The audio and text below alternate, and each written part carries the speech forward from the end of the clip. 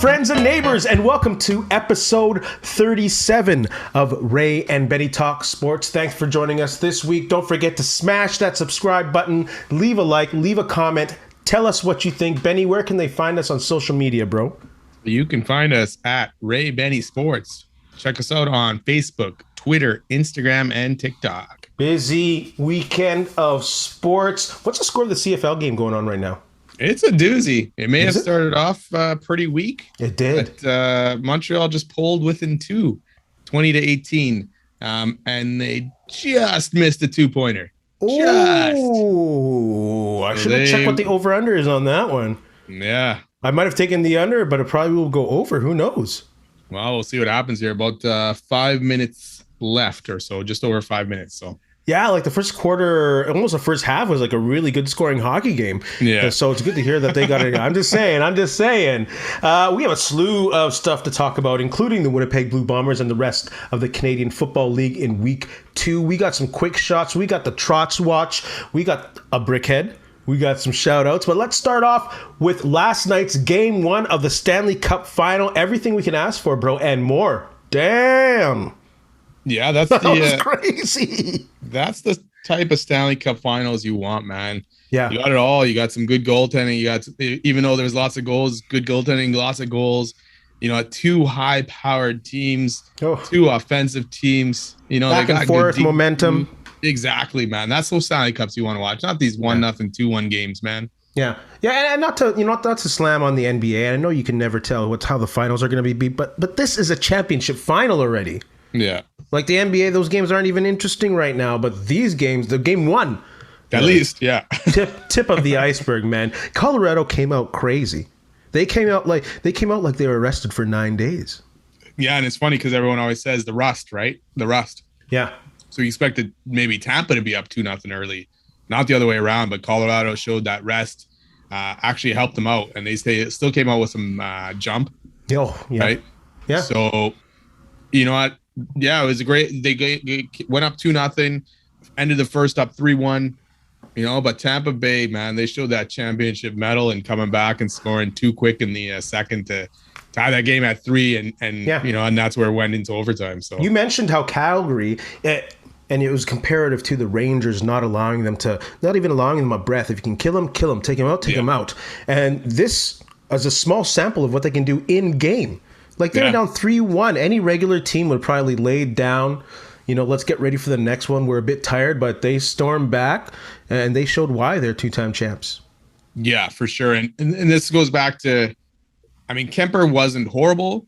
No. He didn't do anything special, but he needs to kind of help shut that door as well. Yeah.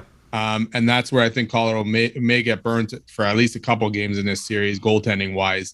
I mean, Vasi wasn't great in that first period. He let in a couple softies as well, but he shut the door after that. And that overtime goal, man, he had no chance by Burakovsky there at all. So he shut the door. He gave Tampa Bay a chance. But man, has Vasi been bad in game 1s in this whole playoffs, eh? That's his first time. I think they said he allowed 3 goals in either one period or the first period.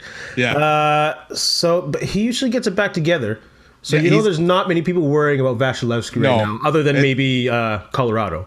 Yeah, it's funny because he's 1-3 in game 1s, and he has a 3.99 goals against average in these playoffs, and that drops to 190 after that. You know, and save percentage goes from 884 to 939 after game 1. So he definitely gets it together, just like Tampa. It's like almost Tampa needs a game or so to feel out the other team and see what they're bringing. And then they adjust from there, and they're obviously very good at making those adjustments. So we'll see how this goes, man. You mentioned how, like, their defense and how much pressure Colorado puts on, and how their defense jumps into the play. I guess the question for me is, can they sustain that type of play? Like their forecheck also was all over. I was talking about Tampa Bay's forecheck before game 1, but Colorado's forecheck, they made like Hedman look like a normal defenseman. Yeah. Can you play that style, that aggressive, that kind of forecheck, and that kind of aggressive offense for a long period of time? If that's what it's going to take to beat Tampa, you're going to have to. They have the talent to do it. Like most of their talent really didn't get on the score sheet last night. Landeskog did. But the higher end, like Rantanen and McKinnon didn't. But Yeah, I mean, those guys I think could bring it. And if you want to win the Stanley Cup, you're going to have to bring it. You've made it this far.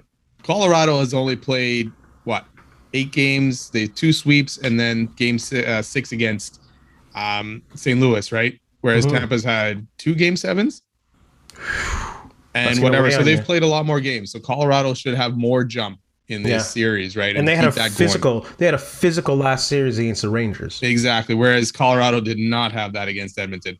No. Maybe they had it a bit against St. Louis, but they didn't have much of it against Nashville. So, besides that injury to Kadri and a couple other ones, Colorado should be good body wise and physical wise. So yeah, only controversy for me was that Cirelli tripping call to make it a 5-on-3. I have that here too. That was terrible. You and I had a great discussion about that tripping call in the IIHF. Yeah. But this one was even the stick barely touched his legs. Like, come on. That was terrible. Your thoughts on that, bro? Terrible. 5-on-3. I can't even disagree with you on that, man. It was terrible. Yeah. It's the Stanley Cup Finals, man. You're supposed to have your best players on the ice and also your best refs, man. But you can't make calls like that. No, that's brutal. And that's a game changer. Yeah, they scored on it. That was the only power play goal of the game scored. Yeah. There's not much they can do on that Pat Maroon flipping it over the glass there with just over a minute left. Poor guy. They got away with that. Just his face, man. His face of defeat was like, I hate that penalty though, man. I hate it. Yeah, but at the same time, it makes sense. You're getting pressure in your zone and you want to get it out and you just flip it over the boards and you get to reset. It kind of makes sense. It doesn't, but I mean, it's almost the same as icing, right? If you could whip the puck down the ice and kind of reset. Why not treat it the same way? You flip it over the glass, no line change. It just seems like a very harsh penalty, but I get it and I don't get it. Maybe give him 30 seconds. 30 seconds for flipping it over the board. I remember as a Steeler fan, Ryan Clark wasn't able to play in Denver because of a blood condition. He get blood clots or something in his lungs. Yeah. And playing in the altitude. Will that be a factor the longer this series goes, you think? Or is Tampa Bay just that experienced and that good that won't be an issue? Yeah, I don't know how big of a difference with being inside compared to being outside would be, like in the indoor arena for Colorado, the Avalanche. So I don't know, but yeah, I would expect if it is the same kind of thing as being outside and that affecting you, the longer this goes, and if they have to play 4 games in Colorado, it could be a big factor because Colorado's used to it. They can travel and still be okay because they're used to coming back to it, whereas Tampa, you got to get acclimate to it. Yeah. Then you're all of a sudden you're back at home, and then back all of a sudden you're in Colorado. So it'll be interesting. Actually, that's a good point. We'll see if that affects it at all. Since you picked Colorado to win, what does Colorado have to do to continue this momentum that they have? That crowd, by the way, get out of here. Yeah, it's pretty good. Yeah. Yeah. What do they have to do? Keep it going the same way they came out at the beginning of that game. Keep, like you say, forechecking Tampa, going after Tampa, forcing their D. Especially guys like Zach Bogosian, our boy. He had a bad game. So, and then just keep rolling. I mean, if they get the Kadri was on the ice today with a stick in his hand, so that's progress for him today. Yeah. So we'll see. Maybe he gets back in there. If they can get Kadri back in there, that's huge as well. But yeah, keep forechecking, going after Vasily, get as many shots on net as you can, and see if you can get enough breaks. I wish I would have written this down, but there's some weird statistic about time on ice that was taken from the NBA game. It considers like goals, 5-on-5 play Corsi, assist, first assist, secondary assist. And in regards to Zach Bogosian, his score was lower than Vasilevsky's for time on ice. So just saying, just because we mentioned him last game, and we still got lots of love for him. Talking about Tampa Bay, I just think they got to get their legs early. And, that might be an issue. It might be the altitude in Colorado. And it might not be until they get back to Tampa Bay until they get a good 2 games underneath. I don't think they want to do that. No. But Colorado's a very fast team. Yeah. And they'll keep coming at you, man. And they did. They did with that forecheck. Like I said, it made Hedman look normal. So, Tampa Bay just got to get their legs under them, weather the storm, which I think they can. And I think they'll be all right. Yeah, Vasi being better than what he was in that first period definitely helps him weather that storm. So we'll see. Yeah. Like, obviously, stats are great after game 1, and him, man. When he turns it on, holy, he's tough to beat. Yeah, you talked about Maroon, and a lot of his post-game interview said it was just them about making mistakes and not being able to finish the third, and that's very true. Yeah. That is very true because they made some great in-game adjustments to Oh, what yeah, for Colorado sure. was doing. And of course, as a veteran team, you expect that. And you see that in the playoffs a lot more because, you play a team at least 4 times in a row. You see those little adjustments more. So I'm very interested to see how Toronto adjusts to Colorado and that pressure on the forecheck and that fourth or even the fifth or second defenseman jumping in. Did you say Toronto? No, I thought I said Colorado. You said that. You said Toronto instead of Tampa Bay just a second ago. So Are you sure? yeah. Dang, what's going on here, man? Are you Toronto sure? didn't make it, man. That's okay. They'll do it. No, they won't do it next year. I'll cheer for the Jets. I'll cheer for the Jets. But yeah, that's what I think they got to do to win the next game. Just weather the storm, keep your composure, as they probably will, and they showed that they can, and they'll be okay. Yeah, for sure. It'll be a good series, man. Looks good already. So good, good for sure. Let's move on to the CFL and the Winnipeg Blue Bombers. We got the breakdown of all these Week 2 matchups, and of course, we use our movie headline matchups to do that in a fun way. So let's start off with our Blue Bombers going on a back-to-back, the second half of a back-to-back against the Ottawa Redblacks. This is going to be a doozy, bro. Last week, I expected the Bombers to whoop them. I don't think that's going to happen. Nah, Bombers need to be way better than they were last week for sure in this game. And hopefully now that they got a week under their belt, their offense has enough time to maybe get together and gel a bit more because they didn't play a lot in the preseason, right? So exactly, we'll see. Jeff Code is back, so that should help that pass rush on Mazzoli. And maybe that'll also then help the DBs though, right? It's got to help the DBs out. That was a huge issue because there was no pressure on Mazzoli and there's no containing him in the pocket to make him uncomfortable. Yeah, there was nothing. And Winston Rose and Glass, and even Malcolm Thompson weren't the greatest there. So I expect a little bit of a bounce back, especially from Rose. Yeah. As long as his foot's not still bothering him or anything like that, I expect him to come back with a way better game than what he had last week. I think it's weird that I said keep him in the pocket to control him. And I think that's what you need to do with Mazzoli. You can't let this guy get out of the pocket and throw on the run. Keep him there. Let Willie Jefferson and Jeff Coke get the hands up, get the offensive lineman backed up in their face. And that's the thing. With movies, I'm going to call this one The Line. Who's in that? Pacino, and it doesn't matter. But it is all about the line. It's all about the trenches here. The Bombers have to prove themselves both on the O-line and the D-line because they got pushed around on both sides last week, bro. Big time, yeah. The O-line needs to be better all around, which will then help the running game, hopefully, which also needs to be better. Yeah. I think the Bombers' offense needs to involve Dembski a little bit more. Absolutely. How many times did we see runs last year from Dembski? And then this week, none, right? Yeah. Nothing at all from him or any shovel passes out to him at all. So a little bit more than that. No Prukop. So I don't know who's doing the holding on these field goals, which makes the kicking game even more interesting. Patience, Bomber Nation. I said that 2 weeks ago, and I'll stick to it. Patience. And it's tough because he had some good punts last game, but he also had some bad ones as well. So his directional punting was great. Yeah. So, and from last year, Legio, his punts were actually pretty good by the end of the season. Like that was his strong suit. So hopefully he can get these field goals going on. But it's funny to me because last week a lot of people were picking Bombers to win easily kind of thing. Everyone now it seems like a lot of have flipped, and at least half are now going Redblacks for sure this week, and making that their pick. So my question for you, does Winnipeg need to prove something this week, or is it too early to say that already?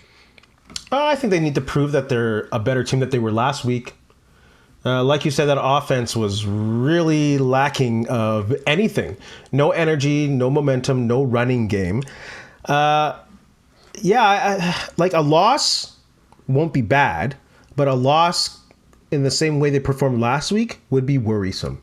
Yeah. How about you, bro? Yeah, the tough thing is because the D gave up a lot of yards last week, right? They didn't give up a lot of points. Yeah. Like if they lose, if the offense gets together this week and plays well, but the Bombers still lose, then that means the D wasn't good either again this week, right? So that'll be concerning at that point. I don't know. It's a little bit early, but I think if they do lose, there will be a lot of talk and chatter that, hey, the Bombers aren't the same as what they were Yeah. To last year or the year before, right? So it'll be interesting. I do want to see more out of the offense for sure, and a little bit more consistency and a little bit more drives, that sustain. We talk about it, and that Dalton Schoen hit was terrible to the head, fumbled, but the Bombers were also driving on that, and they were in Ottawa territory. So if that play, gets overturned because of the hit to the head, then maybe the Bombers score there, and maybe this game isn't the same. Just like the ifs and buts about what Ottawa did. So yeah. Well, let me go back to Dembski. The point you had about Dembski. I think they you're right. They did not involve him, and the offense looked very vanilla. And my question to you would be: did that offense look vanilla because of the lack of preseason snaps, which we kind of talked about earlier, or was it because on a back-to-back they weren't showing all the playbook? Yeah, and actually that's a good point. Maybe that was it because they didn't. The Colorados didn't play any snaps in the preseason. The offensive line, I don't think they played very much. Most of them, right? Yeah. Jeff Gray maybe played the first quarters, maybe the first half for Bryant and Hardrick, but they didn't stay very long. The receivers probably played more than anyone else. I don't remember Dembski too much in the preseason, maybe the first game. Yeah. So yeah, I mean, there wasn't enough time there for them to get together. I know practice is different, right? And Ottawa was winning that battle along the line of scrimmage. So, they were bringing it. They were stopping that run, and there was no holes open up by the O-line. So, yeah, I think that was a bit of a factor in the Bomber offense not being able to get going. Yeah, and they got to use the creativity that they're known for, the motion and movement at the line of scrimmage to really mess up with that defense. And where's Janarian Grant again? Yeah. Yeah, why not use his speed? They did do a jet sweep last game, right? But it wasn't Grant that ran it, right?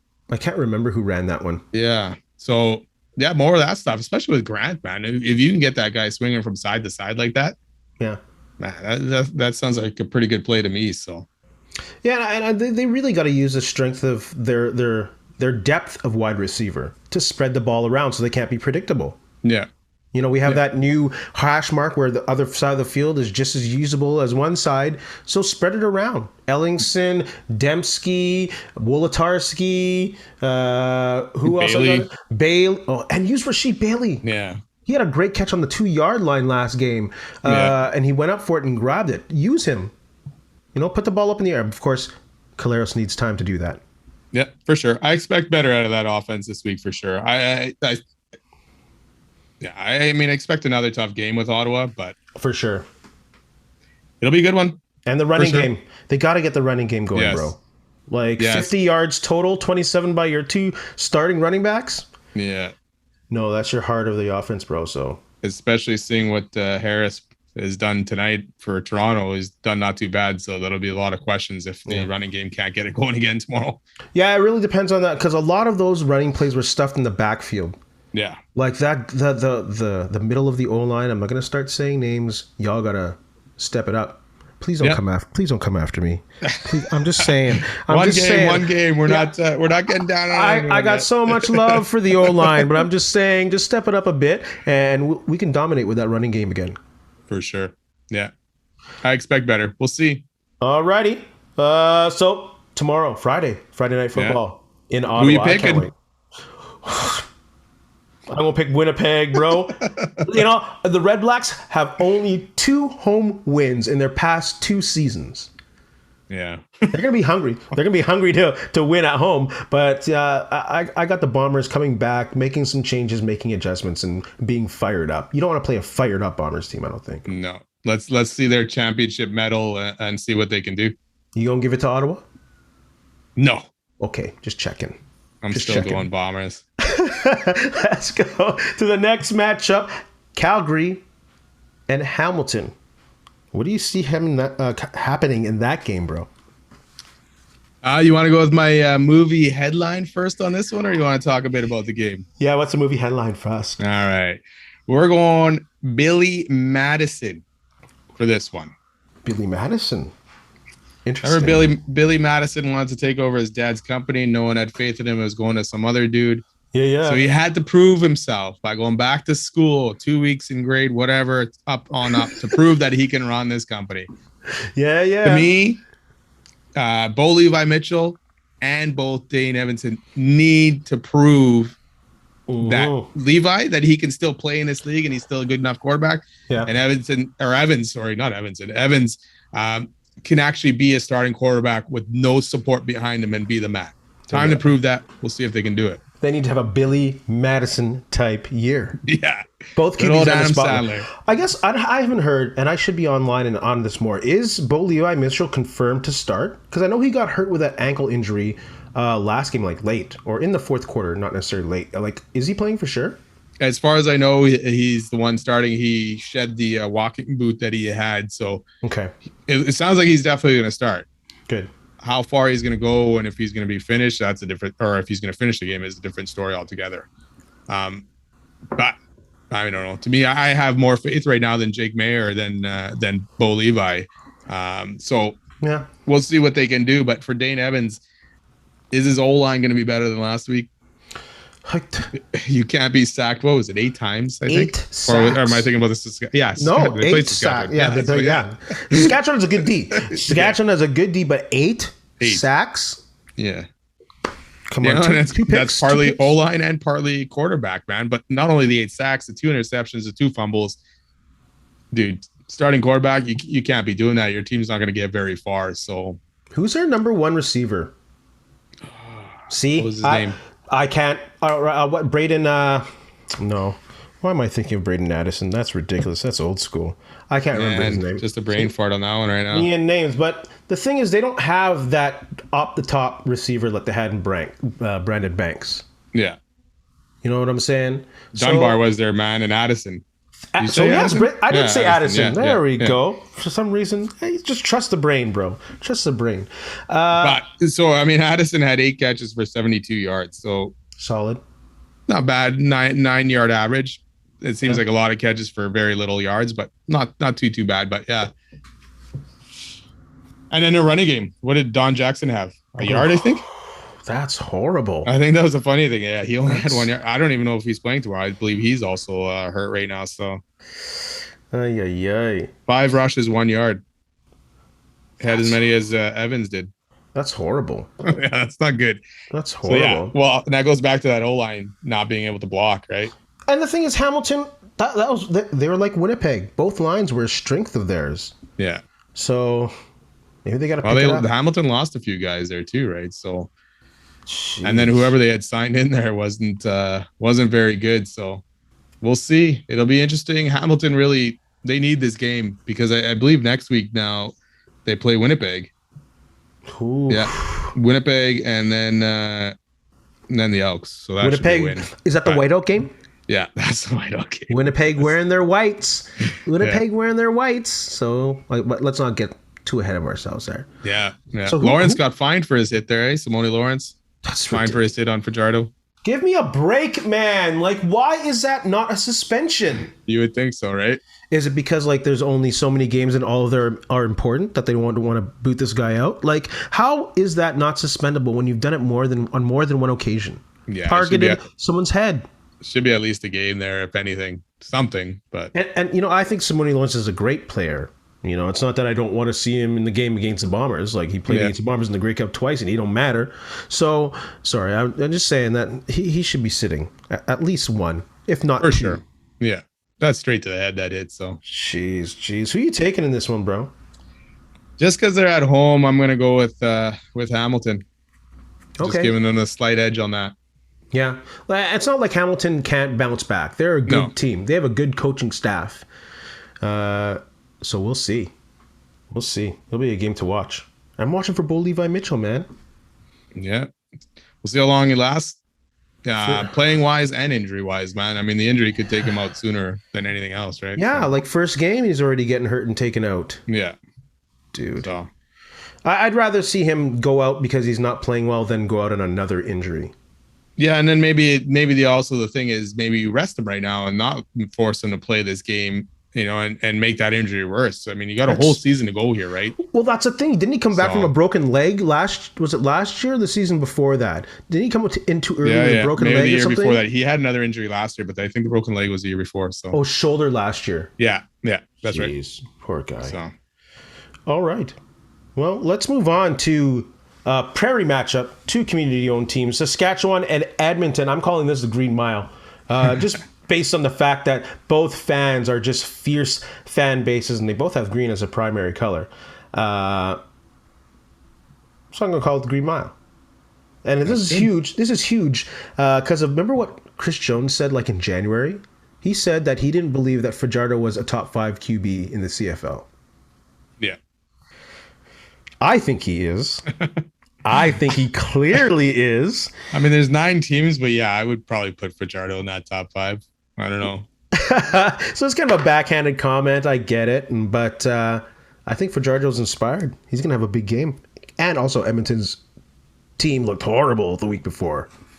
Yeah, if Saskatchewan's D looks as good as it did, that D-line, they're going to be making Arbuckle or whoever is going to be back there running for their lives. Arbuckle, yeah.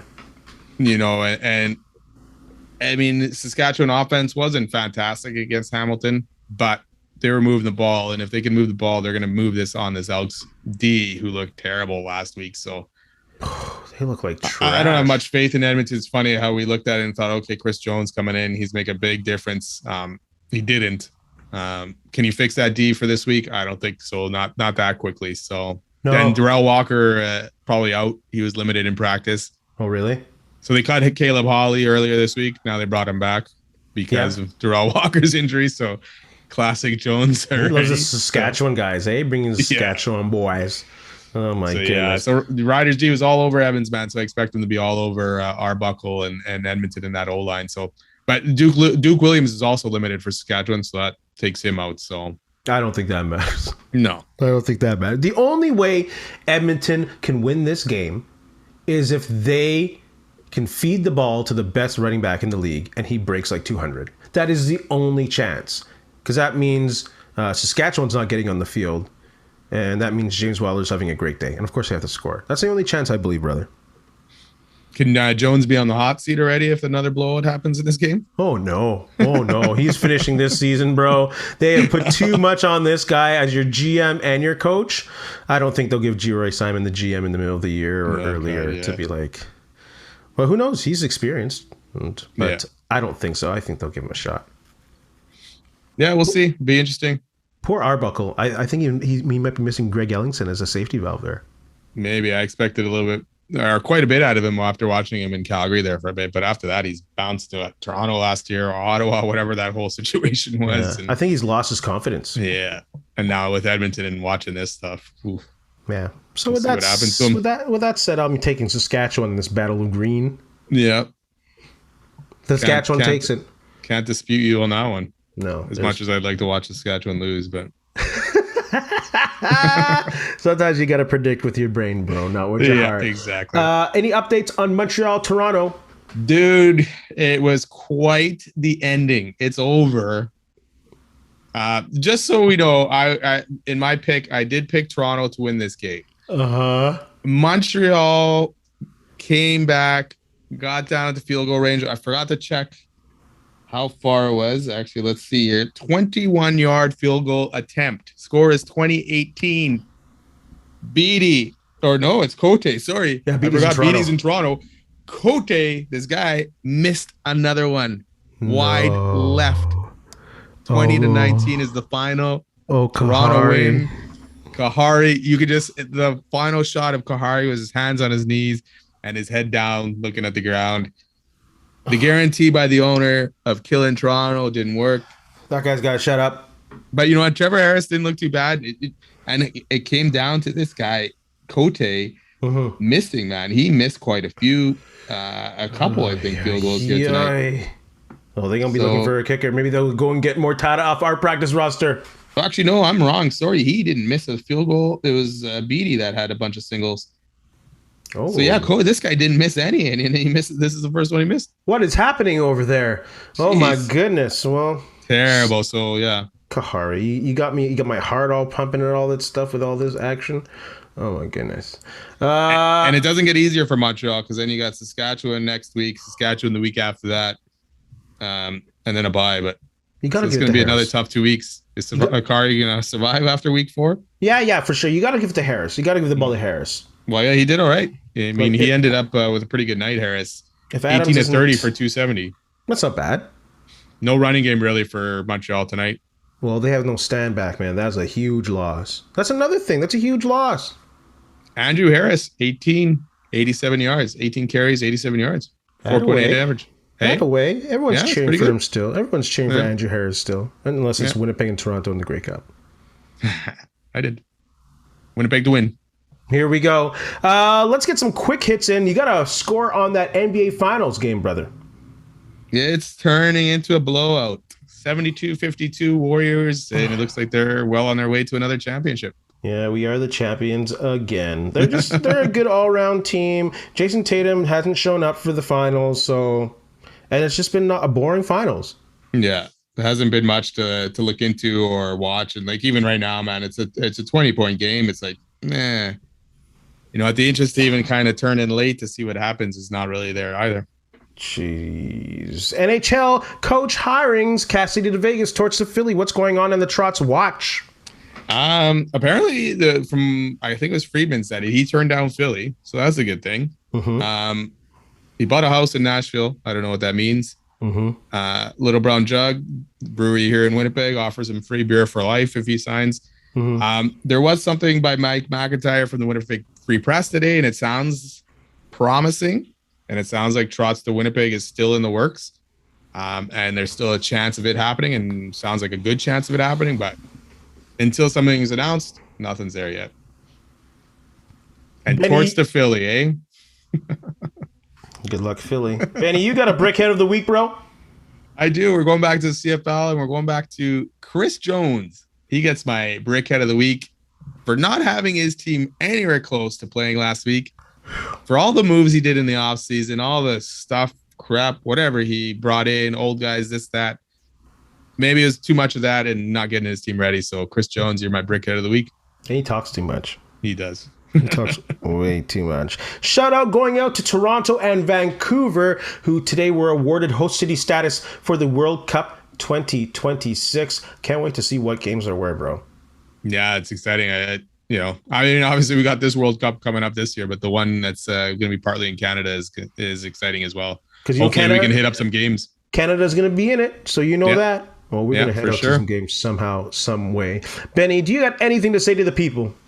You know what? Thanks a lot for listening and tuning in, and have a good weekend.